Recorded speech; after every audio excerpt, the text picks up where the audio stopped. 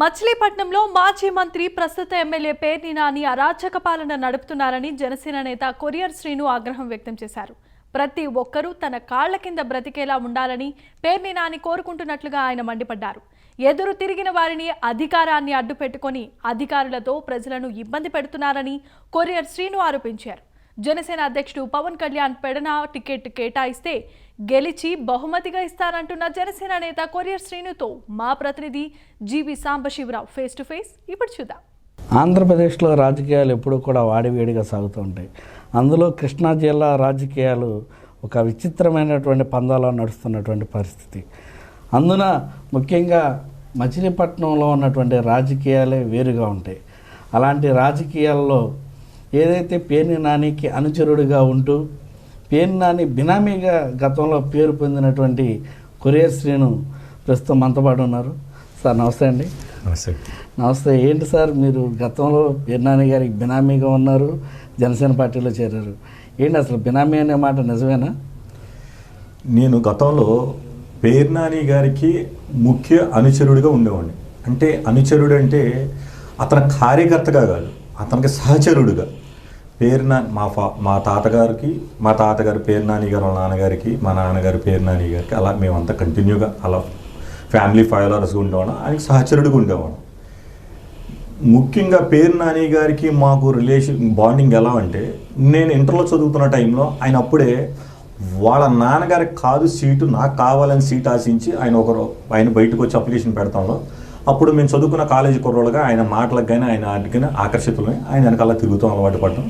అలా ఆయనకి ముఖ్యంగా అప్పటి నుంచి ఎదుగు ఉంటాం కాబట్టి అలా ఆ పందాల నడుచుకుంటూ కొన్నాళ్ళకి అలా సహచరుడిగా నడుస్తూ జరుగుతుంది సార్.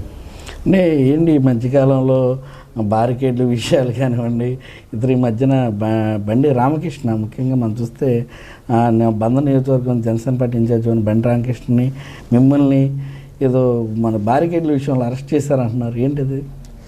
పేర్ని నాని గారికి ఒక రకమైన పందాలో ఉంటాడు ఆయన. 2020లో ఒక పార్టీ మీటింగ్ జరుగుతున్నప్పుడు ఆ పక్కన రాజాగర్ సెంటర్ అని మచిలీపట్నానికి హార్ట్ సెంటర్ అన్నమాట. అది కోనే సెంటర్కి రేవతి సెంటర్ మధ్యలో ఉంటుంది రాజాగర్ సెంటర్. అది హార్ట్ సెంటర్. దాని చుట్టుపక్కల సినిమా థియేటర్స్ కానీ, పక్కనున్న హాస్పిటల్స్ కానీ, మెడికల్ షాప్స్ కానీ, పక్కనున్న మెయిన్ సెంటర్ అది అన్నమాట. ఆ పక్కన చిన్న హోటల్ ఉంటుంది, ఆర్సీహెచ్ అని రాజేశ్వరరావు గారిది ఒక హోటల్ ఉంది. పేర్ని నాని గారికి మంత్రిగా ఉన్నప్పుడు ఆయనకి టిఫిన్స్ అవన్నీ టైం టు టైం సప్లై చేయలేదని, అనుకున్న టైంకి అనుకున్న పొద్దున పూట ఇవ్వలేకపోతున్నాం. ఇప్పుడు ఎవరైనా చిన్న వ్యాపారస్తుడు ఏంటండి, రాజకీయ నాయకుడికి ఇస్తే 100 ఇడితే కనీసం 50 అన్న ఇవ్వాలి. 50 కాదు 10 రూపాయలు ఇచ్చే పరిస్థితుల్లో కూడా పేర్ని నాని గారు లేకుండా అతన్ని హెరాస్ చేస్తాంటే అతనికి ఆ టైం సప్లై చేయలేదని ఆ హోటల్ని ఏడిపిస్తాం కోసం ఆ బ్యారికేడ్స్ కట్టించేశారు. ఆ రోడ్డు అటు ఇటు రాకుండా హోటల్ బిజినెస్ చేస్తాయి. అలా జరుగుతున్న సమయంలో మున్సిపల్ ఎలక్షన్ కోడ్స్ వచ్చినాయి. మున్సిపల్ ఎలక్షన్ కోడ్ వచ్చినప్పుడు ఆ వార్డుకి అది 2 వార్డులు కూడా సెంటర్ అన్నమాట, 2 కార్పొరేషన్ సెంటర్. ఆ టైంలో ఎలక్షన్స్ కోసం మళ్ళీ బ్యారికేడ్స్ నానిగారు తీయించారు. అందరూ అక్కడ ఉన్న వైశ్యస్ పెద్దలు కానీ వ్యాపారస్తులు అందరూ వెళ్ళి పేర్ని నాని గారు మాట్లాడుతూ అందరూ వెళ్ళి తీయించారు. తీర్చిన తర్వాత ఆ ఎలక్షన్లో పేర్ని నాని గారు ఆ రోజున మంత్రి, ఇవాళ మాజీ మంత్రి, ఆ రోజున మంత్రి స్థానంలో ఉండి కూడా పేర్ని నాని గారు ఆగడాలకు తట్టుకోలేక జనాలు కానీ ఆ వైశ్యాస్ కానీ, మెయిన్ ఏంటంటే చాలా కామ్ గోయింగ్ వైశ్యాస్ కానీ చాలా కామ్ గోయింగ్, వైశ్యాస్ బ్రాహ్మిన్స్ వీళ్ళంతా బిజినెస్ అంతా కామ్ గోయింగ్ ఉంటుంది. ఓకే. పేర్ని నాని గారికి కానీ పేర్ని నాని గారి అబ్బాయికి కానీ వాళ్ళ ఆగడాలు తట్టుకోలేక ఏం చేశారంటే, ఇంత గాల్లో కూడా 50 కార్పొరేషన్స్ ఉంటే 45 పేర్ని నాని గారికి వస్తే ఆ మెయిన్ సెంటర్లో ఉన్న అటు ఇటు ఉన్న 2 కోడల మధ్యలో ఉన్న సెంటర్కి అటు ఇటు కూడా తెలుగుదేశం కార్పొరేషన్స్ 2 గెలుచడం సాగింది. ఎప్పుడైతే అది గెలిచిందో మళ్ళీ రాజకీయ కక్షతో అది నేనంటే ఏంటనేది భయం పెడతాం కోసం మళ్ళీ బ్యారికేడ్స్ కట్టారు. ఈ బ్యారికేడ్స్ కట్టే క్రమంలో ఇంకొక చిన్న ఒక సమస్య ఎలా అంటే, ఆ పక్కనే ఈ బ్యారికేడ్స్ పక్కనే ఒక రెస్టారెంట్ ఓపెన్ చేశారు. ఓకే. ఆ రెస్టారెంట్ ఓపెనింగ్ పేర్ని నాని గారిని పిలవాల. పేర్ని నాని గారికి ఎందుకు పిలవాలా? పేర్ని నాని గారు పిలవకపోవడం అక్కడ కారణం ఏంటంటే, మాట్లాడితే పవన్ కళ్యాణ్ గారిని తిడుతున్నాడు. అది కాపుల్ రెస్టారెంట్. ఆ కాపులు అతను, ఆ కుర్రోడు కాపులు అతను పిండింటి ఆయన. అంటే రెస్టారెంట్ ఓపెనింగ్ పిలవలేదని ఎంత గొడవ. చూడండి ఎంత దౌర్జన్యం అంటే ఎంత దుర్మార్గుడు అంటే పేరునని. ఆ రెస్టారెంట్కి ఆయన పిలవలేదని పక్కన పెడితే అతను కాపులు కాటి పేరున సదాగా పవన్ కళ్యాణ్ ఫ్యాన్స్ అభిమాన రెస్టారెంట్ పెట్టి అతను ఎప్పుడైతే పేరునని గారు అతను పిలవలేదో రెస్టారెంట్ పిలిచారో ఇక్కడ కాపులు కదా అని చెప్పేసి విజయవాడ రంగా గారు ఆంధ్రప్రదేశ్ మొత్తం మీద వంగవీటి రంగా గారు అంటే తెలని వ్యక్తి ఉండరు. వాళ్ళ అబ్బాయిని రాధను కూడా అట్లాగే రంగా గారిలా చూస్తారు. వాళ్ళ అబ్బాయిని రెస్టారెంట్ ఓపెనింగ్ తెల్లారి పిలుస్తున్నప్పుడు ఆయన ఫ్యామిలీ ఇద్దరు సాయంత్రం పూట వెళ్తూ ఆ సడన్గా బోర్డు చూసి ఆయన బొమ్మ రాధా బొమ్మ చూసి నన్ను పిలవకుండా రాధాని పిలుస్తారని నైట్ 11ంటికి బ్యారికేడ్స్ కట్టించాడండి పేరునాని గారు. బ్యారికేడ్స్ కట్టించారు. కేవలం నన్ను పిలవలేదు రాధా గారు అబ్బాయిని పిలిచాడని, రంగా గారు అబ్బాయిని రాధాని పిలిచాడని రాత్రి 11ంటికి ఉన్నటువంటి సినిమా హాల్లో కూర్చుని ఇంటర్వెల్ అయ్యే టైంకి నేను బయటకు వచ్చే లోపు ఆ బ్యారికేడ్స్ కట్టాలని డిఎస్పీకి మొత్తం ఎస్పీకి అందరికి చెప్తే నైట్ 11ంటికి బ్యారికేడ్స్ కట్టారండి. తెల్లారు ఓపెనింగ్ అయితే అయినా సరే ఆ రెస్టారెంట్ ఓనర్ ఒక్కసారి కూడా చిచ్చి నాకు కావాల్సిన రాదని పిలుచుకుంటాగా నాని మంత్రి అయితే ఎవడైతే పోయింది రెస్టారెంట్ 3 నెలలు మూసేసుకుని అతను 40 లక్షలు పోయింది. పిన్నింటి సుబ్రహ్మణ్యం అని అతను 40 లక్షలు పోయింది. అయినా సరే ఆయన జోలికి వెళ్ళా. ఆ కక్షతోనే కాకుండా నన్ను పిలవలేదని ఇల్లు కట్టుకుంటే ఇంటి కరెంట్ అవ్వలేదు. 2 సంవత్సరాలు కరెంట్ అవ్వలేదండి అతనికి ఇల్లు గృహప్రవేశం అయితే. పేరునాని గారు ఎంత కక్ష సాధింపు చర్యలో పాల్గొంటాడంటే ఈ రెస్టారెంట్ ఓనర్ ఏ అయితే రెస్టారెంట్ ఓనరు నన్ను పిలవలేదు రాదని పిలిచాడని చెప్పి వ్యాపారమే కాదండి, అతను ఒక ఇల్లు కట్టుకుంటే ఇంటికి గృహప్రవేశాన్ని అయిన 2 సంవత్సరాల వరకు కూడా కరెంట్ ఇవ్వలేదు. ఎందుకు కరెంట్ ఇవ్వలేదంటే దానికి ప్లాన్ లేదన్నా లేకపోతే ఇంటి పన్ను లేదన్నా ఒక కరెంట్ ఇవ్వాలి అంటే ఒక ఇంటి పన్ను ఉంటే ఎవరికైనా కరెంట్ ఇస్తారు. కరెంట్ గతంలో అక్కడ ఇల్లు లేదా, అది స్థలం ప్లాన్ పన్ను ఉంది. ప్లాన్ రాపట్ట కారణం 6 అడుగుల రోడ్లు ప్లాన్ రాదు కాబట్టి లోనికి వెళ్తే ప్లాను 6 అడుగుల రోడ్లు రాదు కాబట్టి దాన్ని ఏం చేశారంటే ప్లాన్ రాలేదు ఇల్లు కట్టుకున్నాడు. అది 6 అడుగుల సందులో లోపల ఉంటుంది. కేవలం ఇతను నన్ను పిలవలేదు ఇవాళ ఒకడికి అవకాశం ఇస్తే రెండోడు కూడా ఇదే జరుగుద్దని కేవలం అతను చూపించడం కోసం 2 సంవత్సరాలు అతను కరెంట్ ఇవ్వలేదు. మేము మొన్న రీసెంట్గా 6 months బ్యాక్ మేము వెళ్ళి ధర్నా చేసి గొడవలు చేస్తే మొన్న రీసెంట్గా 2.5 years తర్వాత కరెంట్ వచ్చింది ఇంటికి. పేరునాని గారు మనుషులు భయభ్రాంతులు చేయటంలో చాలా సిద్ధహస్తుడు. ఎలాంటి వాళ్ళైనా బెదిరిస్తాడు అనమాట. ఇందుట్లో రామకృష్ణ గారా కొరియర్ శ్రీను గారా ఎవరైనా ఒకటే ఆయన కావాల్సిన ఆయన చెప్పినట్టు ఆయన చెప్పు చేతలు ఉండే మనుషుల్ని ఎత్తుక్కుంటాడు. అతను కాదన్నా వాడిని ప్రతి ఒక్కటి నరకం చూపిస్తాం ఆలోచనలో ఉన్నాడు. అంటే మనం చూస్తూ ఉన్నాం మీరేమో పేరునాని గురించి చాలా నెగిటివ్గా చెప్తూ ఉన్నారు, కానీ మొన్న ఈ మధ్యన బస్సు యాత్ర బాగా జరిగిందని కూడా చెప్తా ఉన్నారు. సామాజిక బస్సు యాత్ర అనేది అందరిలో వారికి జనం కూడా వచ్చారు కదా. నాకు తెలిసి సామాజిక బస్సు యాత్ర అంటే దాని మీనింగ్ ఏంటో మీరేమైనా చెప్పగలరా? సామాజిక బస్సు సాధికార యాత్ర అంటే ఒక బీసీ ఎస్టీ వర్గాలకు సంబంధించిన యాత్ర, వాళ్ళందరూ మాకు ఉన్నారని నాకు తెలిసిన నాలెడ్జ్లో బస్సు యాత్ర. సామాజిక సాధికార బస్సు యాత్ర పెట్టినప్పుడు స్టేజీ మీద పక్కనున్న నియోజకవర్గం బీసీ నాయకుడు జిల్లా మినిస్టర్ మరి ఆయన పిలవలేదే, జోగి రమేష్ని పిలవలేదే. నీ సహచరుడు నీ తర్వాత మంత్రే కదా, నీ పక్క నియోజకవర్గం మంత్రే కదా, జిల్లా మంత్రి కదా ఆయన పిలవలేదే. పక్కనున్న కైలానీల్ గారిని పిలిచారు. తర్వాత మచిలీపట్నంలో ఈ మధ్య ఒక నెల 15 రోజుల క్రితం market yard chairman ANC chairman Gadeli David ఆయన కూడా బీసీసీఏ కదా, ఆయన కూడా వచ్చాడు. సామాజిక బస్సు యాత్ర సాధికారిక బస్సు యాత్ర అంటే ముందు ఫ్రంట్ లైన్లో ఎవరిని పెట్టాలి? మీ పక్కనున్న సహచరుని పిలవాలా?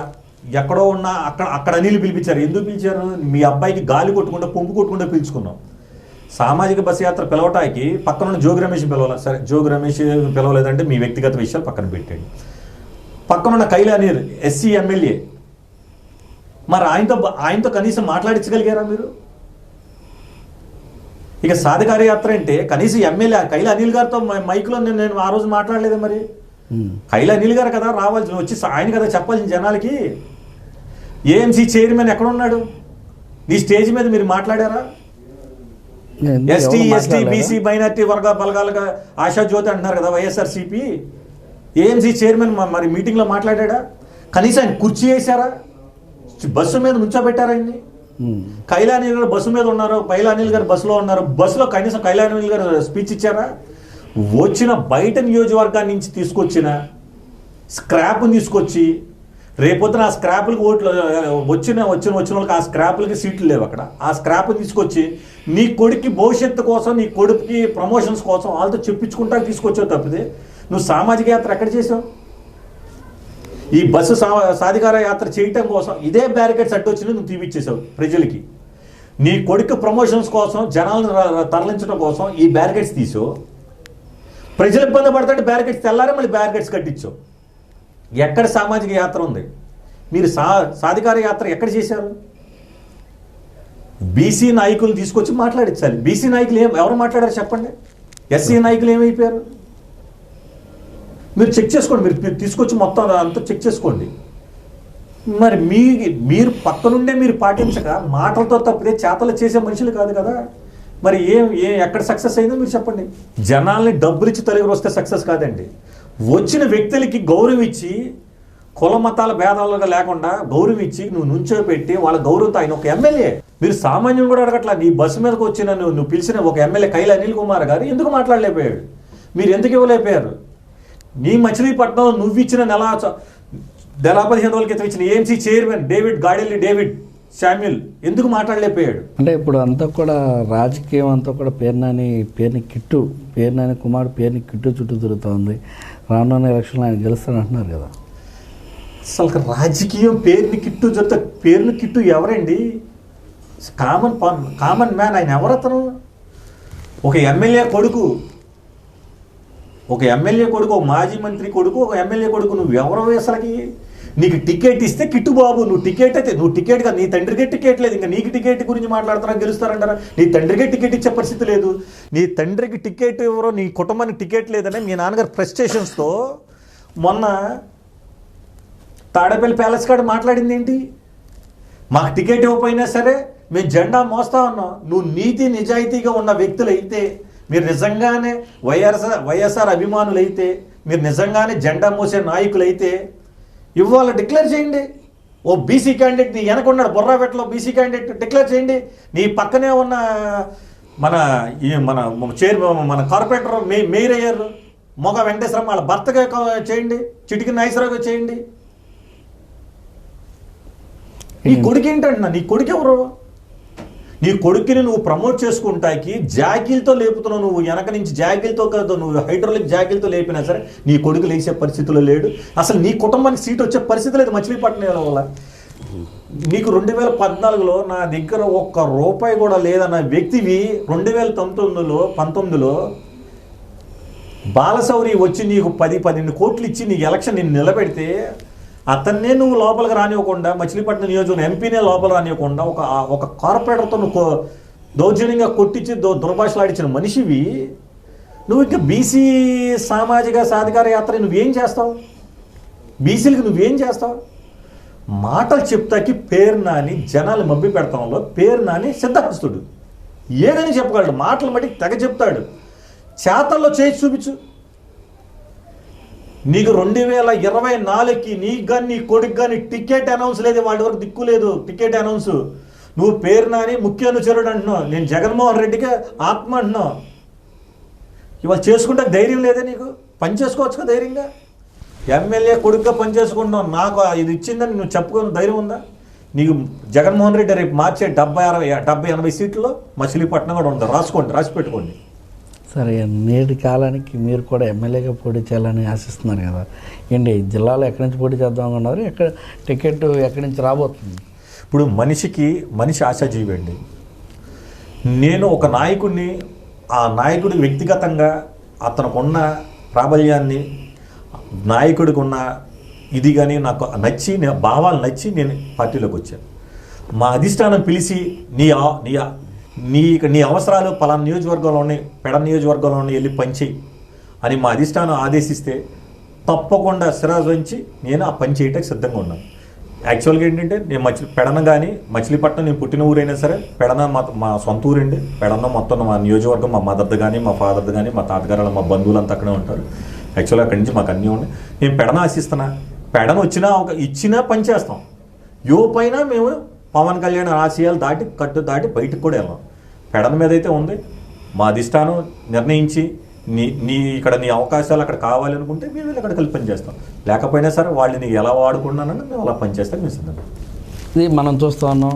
ఏదైతే ఆ కొరియర్ సీను ఇప్పటివరకు కూడా బందర్ నియోజకవర్గంలో ఉన్నటువంటి సమస్యలపైన, రాజకీయాలపైన చాలా కులంకషంగా విశ్లేషణ చేయడం జరిగింది. అధిష్టానం గనక ఆయన కనుక ఆశీర్వదించి పెడన నియోజకవర్గం ఆయన కోరుకుంటున్నట్టుగా కూడా ఈ సందర్భంగా చెప్పడం జరిగింది. ఈ పెడన నియోజకవర్గం నుంచి ఆయనకి ఏమన్నా కనుక టికెట్ అవకాశం ఇస్తే కనుక గెలిచి ఆ పవన్ కళ్యాణ్కి గిఫ్ట్గా ఇస్తానని చెప్తున్నటువంటి పరిస్థితి.